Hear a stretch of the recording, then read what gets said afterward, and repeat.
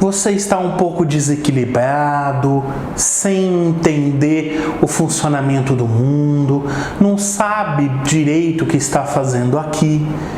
Espera a vinheta, logo depois eu vou bater um papo com você e vou explicar como funciona os nossos corpos sutis. Vem comigo!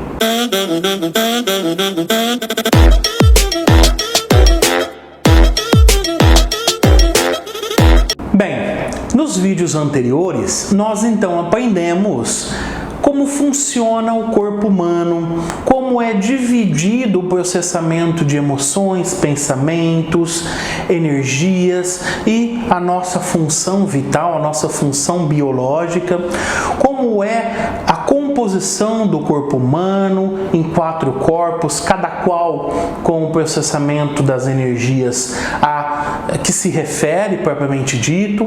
Então nós agora vamos entender um pouquinho mais cada passo aprofundando mais no conceito espiritualista. Então nós aprofundando agora, vamos entender, vamos refletir juntos, entender os desequilíbrios que podem acontecer com o ser humano. Então vamos lá.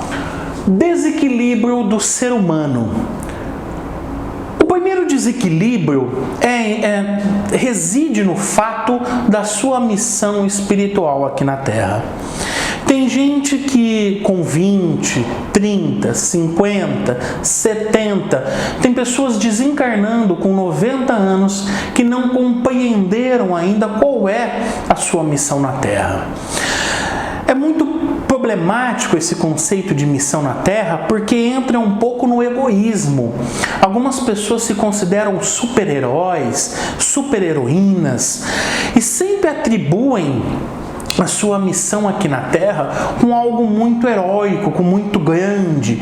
Será que a minha missão é modificar o meu bairro, modificar a minha cidade, é modificar a minha família? Quando nada disso é propriamente a sua missão. A sua missão aqui na Terra é modificar a si mesmo. Essa é a sua maior missão.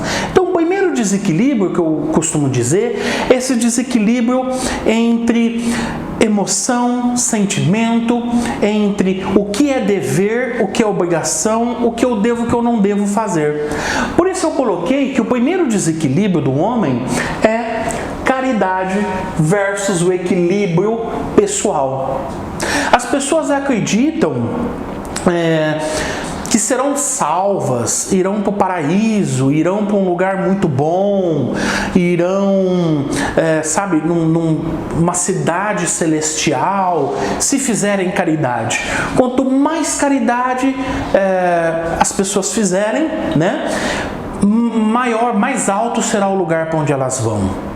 E não é assim que funciona.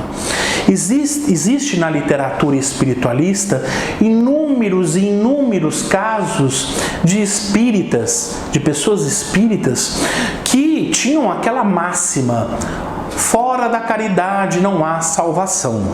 Este é um lema lindo e maravilhoso, mas ele precisa ser complementado. A caridade também é o desenvolvimento próprio. Existem, como eu estou repetindo agora, existem inúmeros casos na literatura espiritualista em que pessoas que acreditavam piamente nessa máxima, fora da caridade não há salvação, dedicaram a sua vida inteira à caridade, mas quando desencarnaram, não foram para um lugar tão bom quanto eles imaginavam. Porque, apesar deles fazerem a caridade, apesar deles dedicarem a vida inteira para a caridade, não houve o desenvolvimento pessoal, não houve a reforma íntima. Então, o egoísmo inerente naquele médium cobrou ele. Poxa vida, se eu fiz tão bem para os outros, por que eu não fui num lugar muito bom, muito elevado? Existe um caso, até um livro, virou um livro de um médium espírita que fez muita caridade a vida toda e quando desencarnou acordou no umbral. Ele não aceitava. Por que eu acordei no umbral? Eu que fui muito bom, fiz muita caridade, mas o orgulho dele, apesar dele ter feito caridade, ele não teve a reforma íntima, ele não teve o desenvolvimento pessoal. Aqui no Ocidente, nós enxergamos muito para fora. No Oriente, eles enxergam muito para dentro. O desenvolvimento espiritual é primeiro de dentro para fora e não de fora para dentro. Então, começamos nesse ponto. Entre a caridade e o equilíbrio pessoal, a espiritualidade recomenda que você se desenvolva primeiro. Porque aí entra naquele exemplo das aulas anteriores, como eu vou ajudar o próximo se nem eu me ajudei, se nem eu me desenvolvi?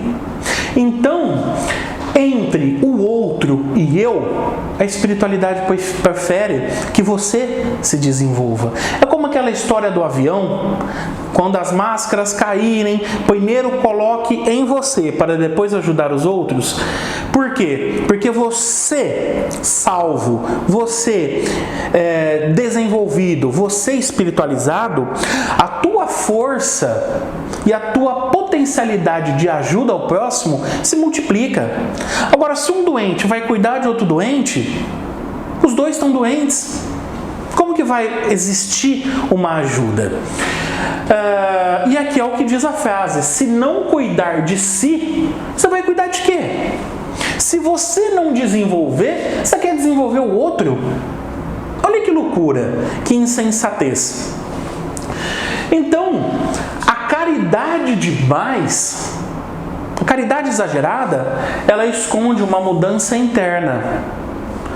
Só que o materialismo demais te afasta da espiritualidade. Você tem que ter um equilíbrio entre caridade e autodesenvolvimento.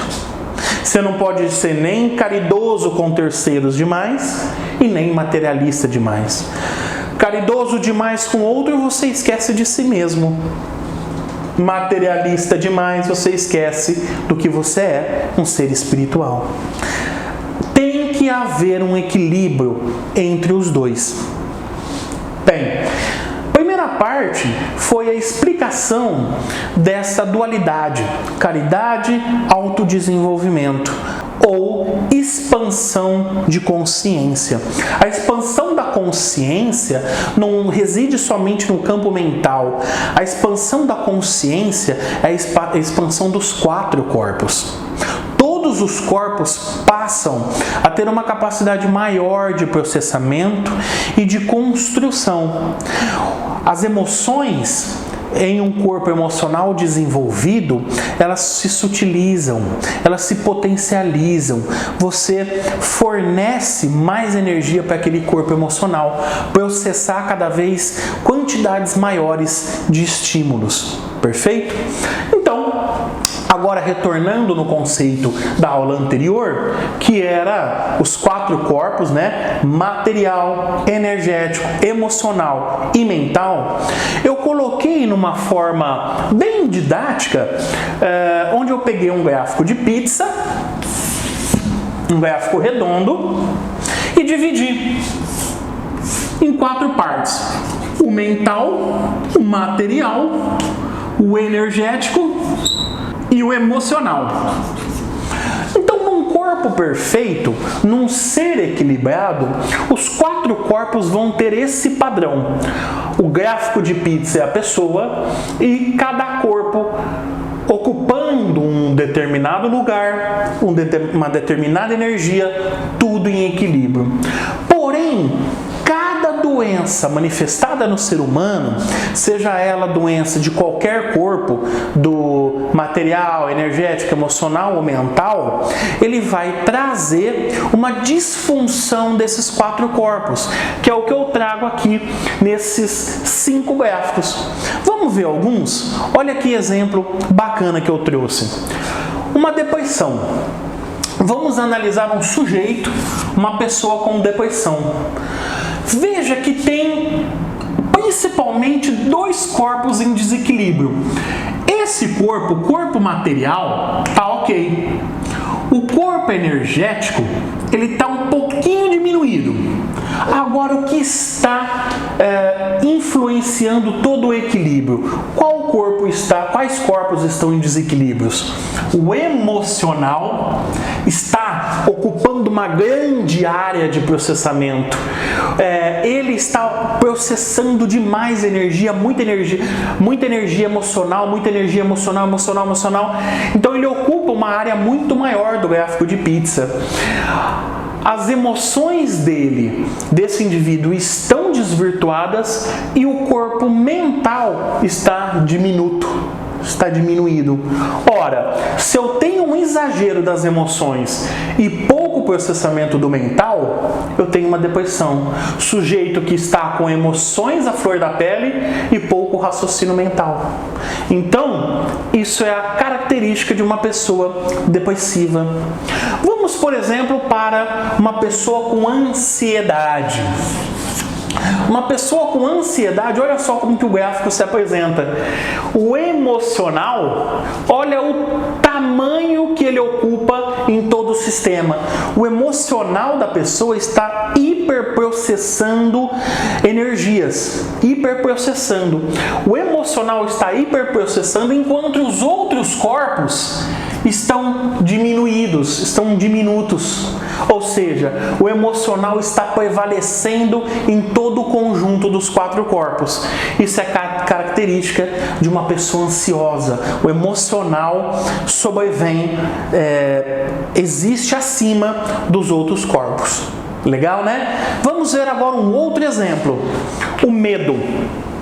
O medo, eu tenho um gráfico de pizza, espero que não esteja dando reflexo, mas o medo, eu tenho o corpo emocional muito ativado e o energético muito ativado, enquanto o mental e o material estão ali diminutos. Ou seja, o sujeito está recebendo muita energia do campo energético, está processando muita informação no campo energético, juntamente no campo emocional. Então, muita energia, no campo energético e muita emoção. Energia com emoção, eu tenho medo.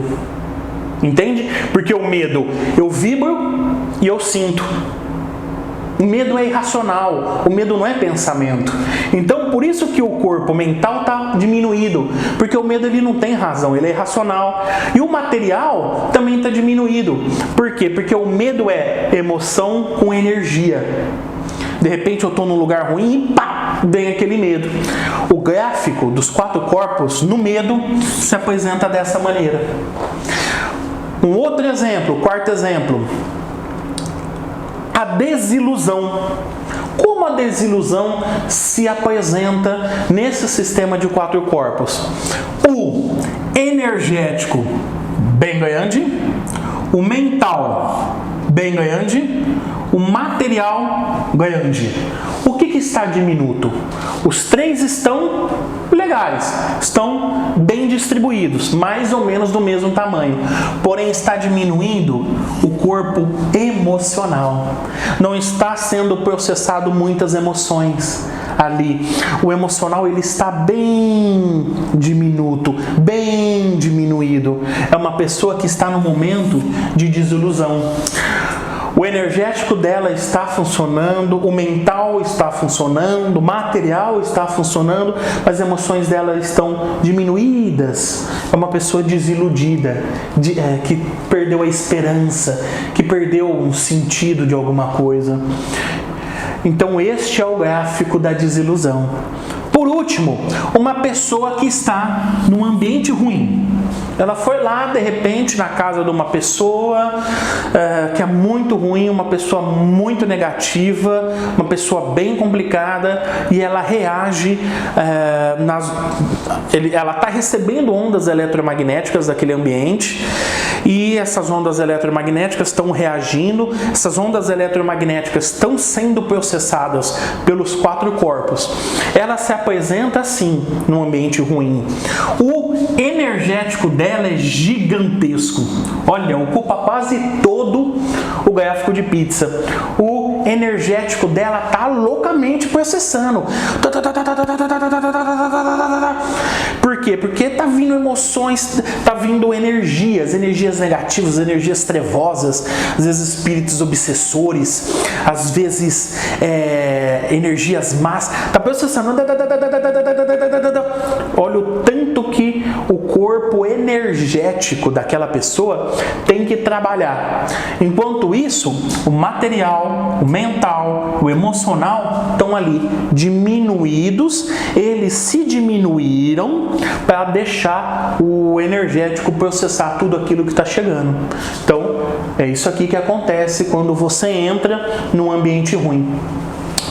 Veja, eu tentei nessa aula, nesse conteúdo, eu tentei mostrar para você graficamente, materialmente, os desequilíbrios que podem existir no dia a dia. É muito difícil nós ficarmos 24 horas nesse gráfico aqui. Mas a missão maior que existe não é nem tentar ficar nesse equilíbrio perfeito, mas reconhecer os padrões quando a gente passar por eles. Olha, eu estou colocando aqui mais ou menos coisas comuns que a gente até tem no meio do dia. Uma coisa não dá certo no trabalho, a gente entra numa micro-depressão, uma tristeza, uma micro-depressão ali, mas coisas de minutos. Poxa, não consegui cumprir a meta, poxa, caramba, que triste. Será que eu dou conta? Será que eu sou bom mesmo? Tal? Aí já vem uma desilusão, aí depois você já muda para uma ansiedade. Meu Deus, se eu não conseguir cumprir a meta esse mês, será que mês que vem eu vou conseguir? Aí eu tô com medo de não conseguir. Olha só, a gente varia de gráficos o dia inteiro, 24 horas.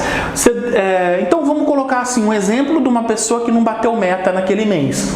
Ele tem uma depressão que não conseguiu bater meta, aí vai ter uma ansiedade, será que vai conseguir bater meta o mês que vem? Tem um medo por não conseguir bater o mês que vem, aí ele fica desiludido com o emprego, pensa em trocar de emprego, e aí o ambiente fica ruim, porque se ele não bateu meta, a equipe dele também não bateu meta, tudo fica ruim. Então essa pessoa variou, olha quantas variações essa pessoa teve num dia. E é assim, a nossa variação, nós variamos 24 horas por dia, porque nós não conseguimos ainda, nós não chegamos ao ponto de manter o equilíbrio dos 4 corpos exatos.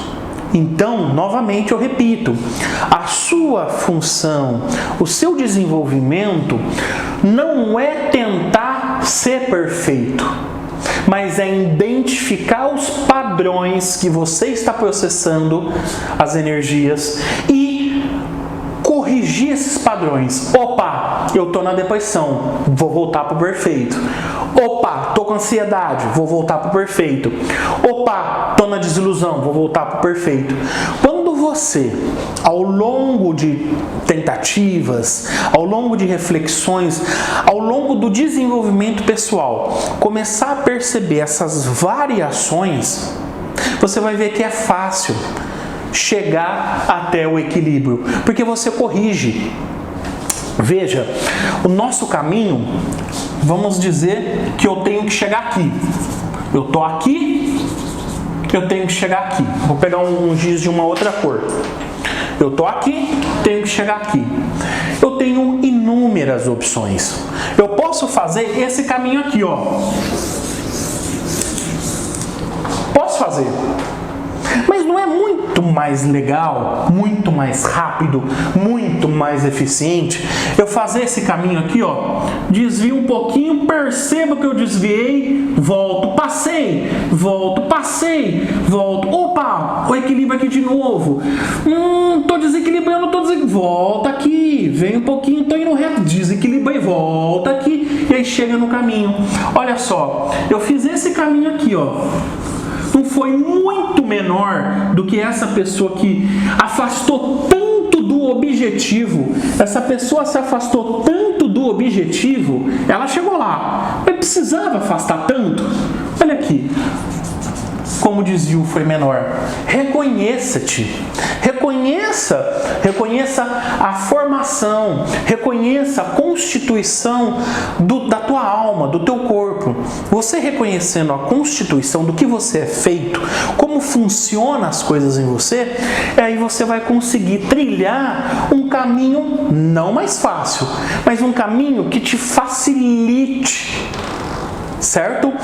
Não é que o caminho se torna mais fácil, mas o caminhante se torna mais experiente quando você perceber esses desvios de padrões.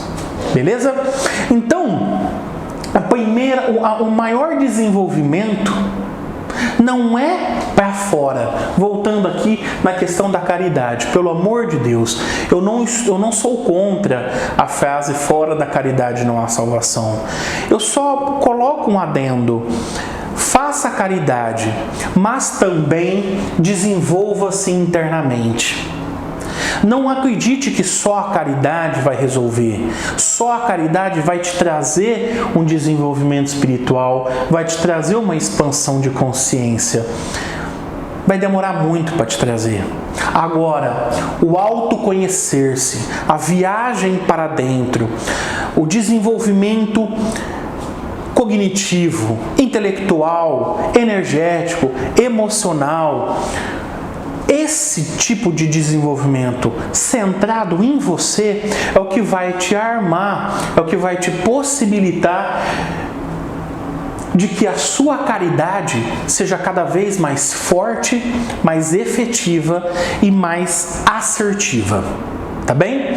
Porque doar uma cesta básica alimenta uma família por um mês. Uma frase que você diz muda uma vida inteira. Vou repetir. Uma cesta básica que você doa, você alimenta uma família por um mês. Depois de um mês, eles estão com fome de novo. Uma frase acertada que você diz, você muda a vida de uma pessoa para toda a eternidade. Agora, quando que você sabe quando dar uma cesta básica e quando falar uma frase? Como é que você sabe? Aquele ali, eu dou uma cesta básica ou falo uma frase? Você vai saber exatamente o que fazer quando você se desenvolver internamente. Ouça mais as vozes que saem dentro de você. Tá bem? Espero que você tenha gostado desse vídeo. Agradeço que você tenha ficado até aqui. Novamente eu peço, se você não se inscreveu, se inscreva no canal para que toda vez que eu postar um vídeo, você receba uma notificação. O professor Rafael postou um vídeo novo. Aí você corre lá para ver uma palestra, um conhecimento, alguma reflexão que eu trouxe para você. Tá bem? Muito obrigado. Gratidão. Om Namastê. Eu te saúdo, tu és meu irmão.